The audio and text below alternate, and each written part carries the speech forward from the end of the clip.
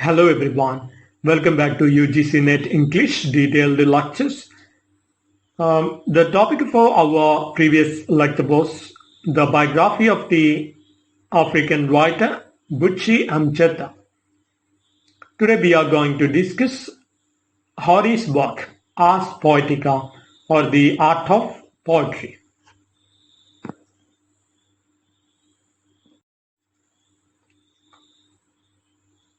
Ars Poetica, the art of poetry, written by Horace.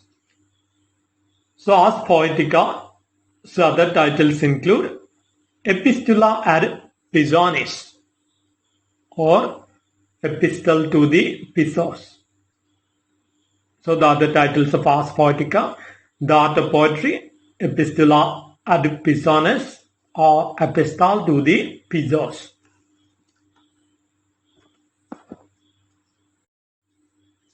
And written by Horace. Horace, we know that, was a Roman period writer. That means lived during the reign of Augustus Caesar. Augustus Caesar, also called Octavius Caesar. And the full name of Horace,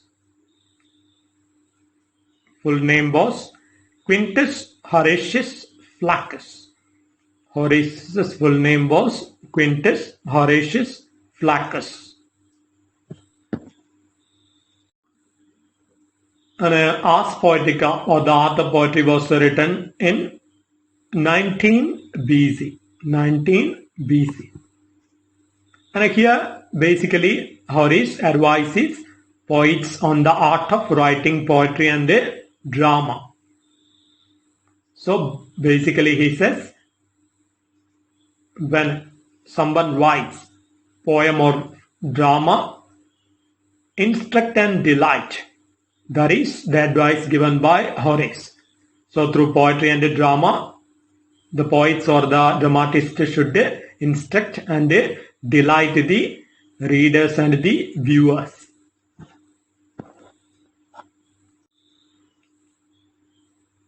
And the work is written in hexameter verse. So written in verse form, not prose. It is not written in prose form. It is written in verse form, in the style of poetry.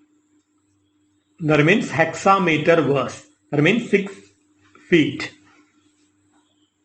Written as an epistle. That means letter form.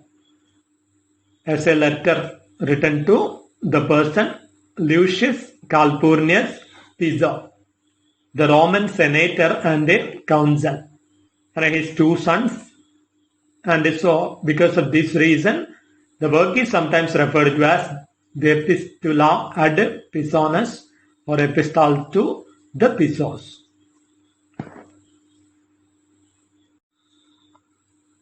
So remember these points very well. Ars Poetica is very, very important.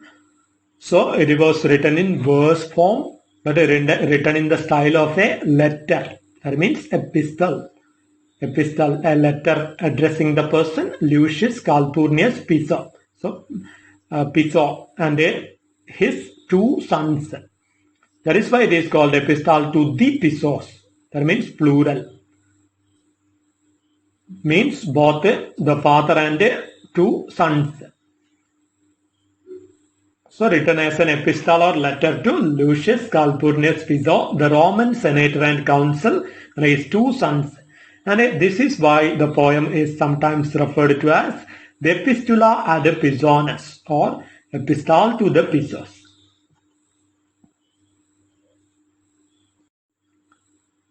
And the first mention of its name, that means Ars Poetica, that was first mentioned by Quintilian. Quintilian in his work Institutio Oratoria.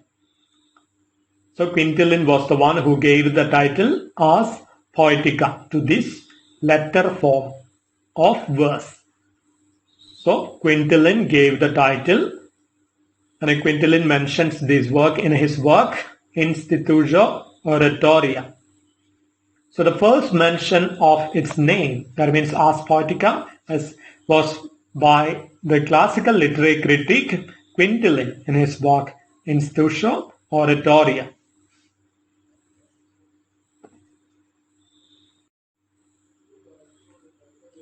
Another work is written in a conversational style.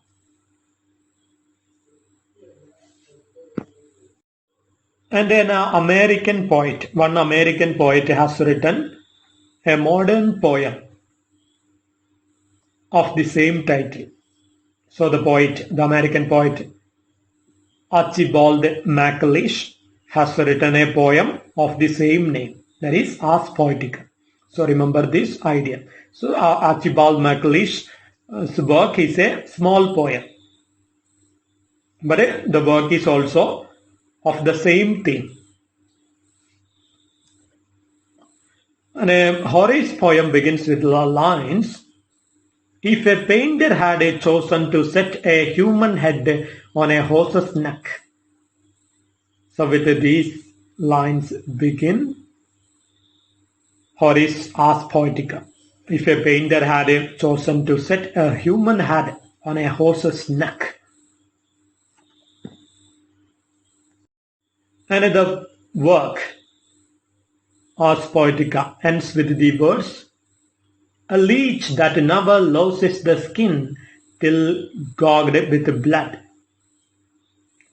A leech that never loses the skin till gouged with blood. Another work, the Ars Poetica, was first translated into English in 1566 by Thomas Drunt. Thomas Drunt first translated the work into English language. So remember, the work Ars Poetica was originally written in Latin language. So from Latin language, it was first translated into English by Thomas Drunt. And after that, a translation of the same work was made by the playwright Ben Jonson. Ben Jonson was one of the contemporary writers of Shakespeare and who attempted the translation of Ars Poetica, the first translated by Thomas Drunt. Now let's be familiar with some of the common phrases. Now we use some of the phrases that was first used in Ars Poetica.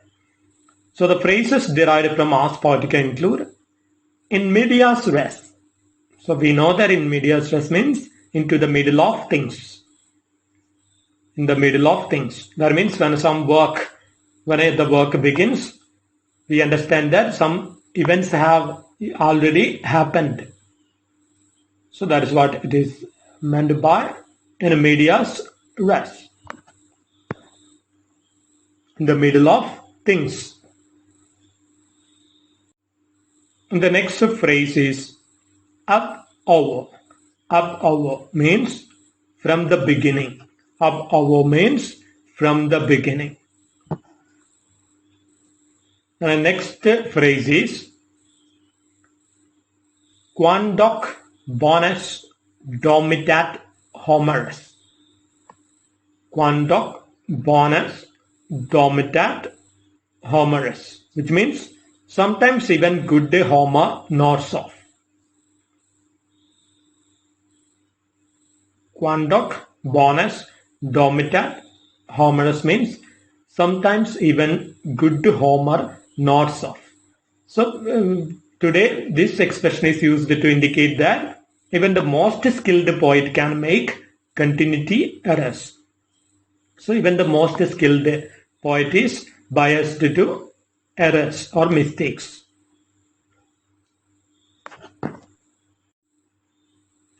So we understand that Homer is considered by Horace as the best poet, as the good writer. So the epic poet Homer is the best poet according to Horace. And the next phrase is ut pictura poesis. Ut pictura poesis means as in painting, so is in poetry. So ad pictura poesis means as in painting, so is in poetry. So this was a question previously asked in UGC net paper. So you should very well remember these ideas, and Ars Poetica is very, very important. So ad pictura poesis means as in painting, so is in poetry, by which Horace meant where poetry merits the same careful interpretation that was in his day reserved for painting. So according to Horace, poetry deserves attention as good as a painting deserves. So painting was getting more attention during Horace's time. So he says poetry also deserves the same amount of praise and attention.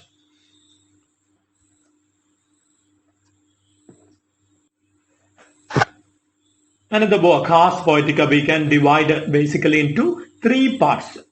For our convenience, we can divide into three parts, but it is written in continuous verse form, in a continuous poetry format. But we can divide into three. First one, poesis. Poesis or the treatment of the subject matter of poetry. So poesis means treatment of the subject matter of poetry. Second is poema. Poema means form. Then poeta. Poeta means the poet.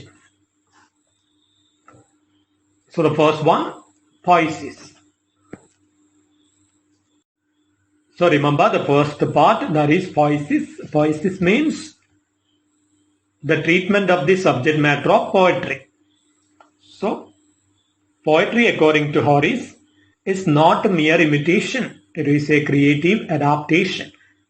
So Horace, unlike Plato, so Plato said that poetry is mere imitation. But according to Horace, it is a creative adaptation rather than a mere imitation.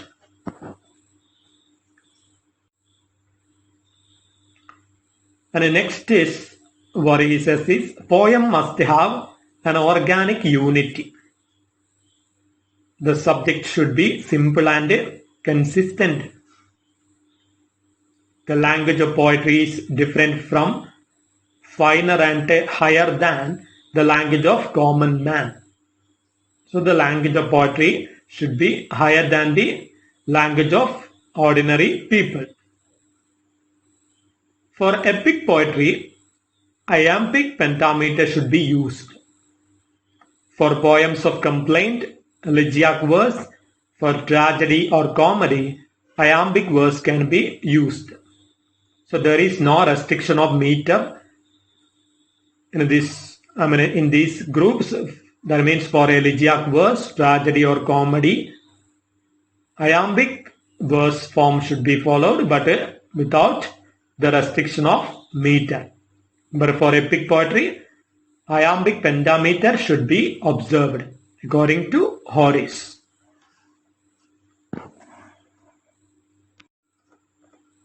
Now the second part, that is poema. That means form. Poema means form. The plot should be based on old familiar stories, and the novelty may be imparted by skillful treatment. So as far as possible, use some old stories that are familiar to the people.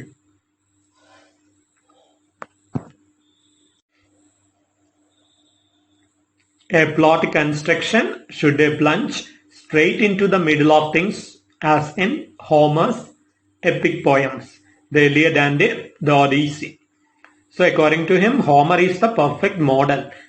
So he says the plot should begin just in the middle of things. That means medias res.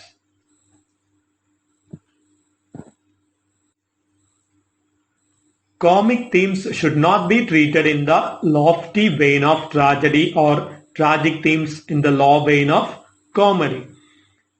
So comic themes should be treated in a light vein, and tragic themes should be treated seriously in a higher manner.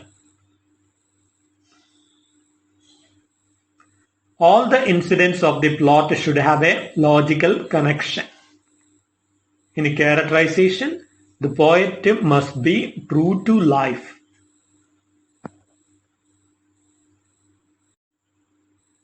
So characters should be original. They should feel lifelike figures. Ugly and horrible incidents should happen off stage.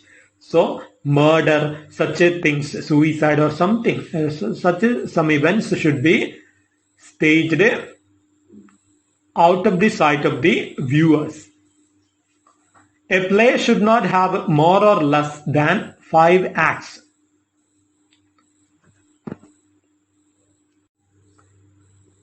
There must be more than 3 characters in any one scene. The gods should not intervene in the action unless when absolutely essential. So, gods shouldn't come to solve the problems. That is the Deus ex machina technique. That means God in the form of machine coming and solving the problem. That should be avoided.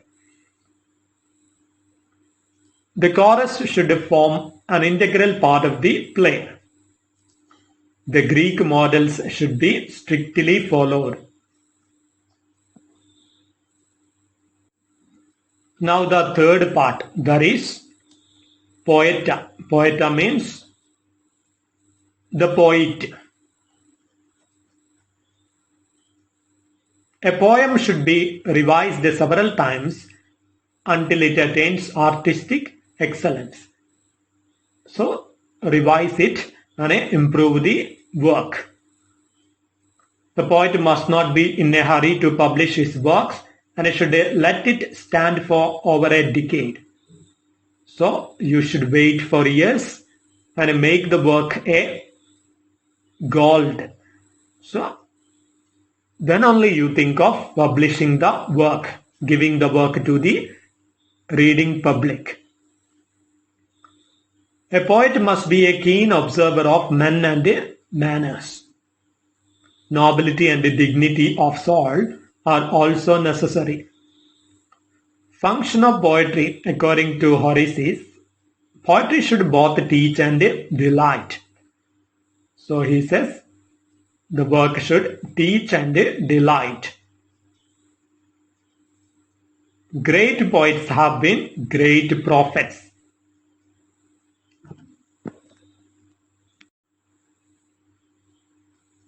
So you should work like a prophet and you should impart to the reading public or the viewers with some great lessons of life. Horace's words end with a satiric portrait of a mad poet. So when the work Ars Poetica ends, he describes a mad poet. That means indirectly he says how a good poet should be. That's why he depicts a mad poet. So these are the main ideas from Horace's work, Ars Poetica or the art of poetry. In the next class, we will discuss the biography of the dramatist Ben Jonson.